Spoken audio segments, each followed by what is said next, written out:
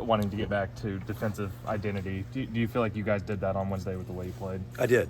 I thought we did. We did some really good things defensively. I thought we were on our switches. We were communicating really well. We really were trying to focus in on Carissa, not going downhill. I thought we had great ball screen coverage. So, yeah, I was pleased. I was really pleased. We out-rebounded them 14. So, very, very pleased with our defensive effort. How important is that heading into, another road game going to Cincinnati? It's got to be every game. You can't win in this league unless you're defending. Every team defends. And if you're not defending at a high level, it makes it very hard. And going into Cincinnati, they're super physical. They're deep. They got a lot of different matchups. They'll play 2 6'11" guys at the same time. They have extremely quick physical point guard, and then they got physical old wings. They're very good. I mean, they're really good. And they're as physical as team. That TCU Cincinnati game was as physical as you'll see in college basketball anywhere. And that you got to be ready for that. And I thought we played physical defense without fouling, and that was a key for us against West Virginia. Mentioned physicality. Has Javion responded the way that you were hoping through this first part? Getting better. He's got to. I mean, like all of our newcomers, you just got to. There's literally like nothing like it in the Big 12. So we're 4 games in. You just keep getting better. He sees it, and I thought his mentality, his attitude was great, and he's getting better every game. And you just got to keep doing that. I thought he really was trying defensively, which was really good. Porter, how do you feel like the communication went on the road, the first 2 road games, and is that something you really continue to harp on going into this one? Yeah, we talked about that after that week. Is that you got to really talk communication defensively. There's so much that goes into great defenses. Communication is at the top of the list. Talking about switches, talking ball screen coverages, where you're at. Everyone, it's constant. Great defenses are noisy, and if you're not communicating, but you got to do it loud. That's on our board, err on the loud side. So I thought we were better the other night, but we're going into another hostile environment. I heard it was sold out, so our communication's got to be great defensively, and it's got to be for 40 minutes. Porter, you touched on it after the game the other night, but the turnovers, I think you guys are 3rd in the conference in turnover rate right now. Just how do you kind of work on that and address it? Turnovers are, they're very hard because you can address them, you keep addressing them. But it's you got to be tougher with the ball. You got to certain guys got to not try to do things they can't do, But we have had a number of turnovers. We looked at it. We had I think 3 or 4 off offensive rebounds, and we traveled off offensive rebounds, and then we got hit. It went out of bounds. So those are the ones that. But it's the one we tried to throw to John. It was a bounce pass, and it got stolen. We did another one. We left our feet blindly and threw with that one. So those are the ones that we got to clean up. We got to get that number down, but it's just a constant awareness of it. What would you like to see from John to have him take that next step for you? Continuing to get into great shape so he can move better. I think he's moving better.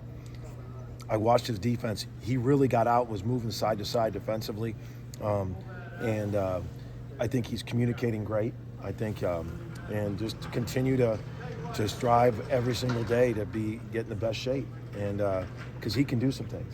He can post down there as good as anyone. He can pass. He had a great pass to Jalen Moore when they went zone. We got him in the middle of the zone. So just keep striving to get better, and especially with his defense too. So I like it. I thought he played well, and I thought he played well at TCU, and got to keep getting his arrow going up because he can really help us. More Luke minutes the other night. You kind of liking what you're seeing from him and his little bit of action?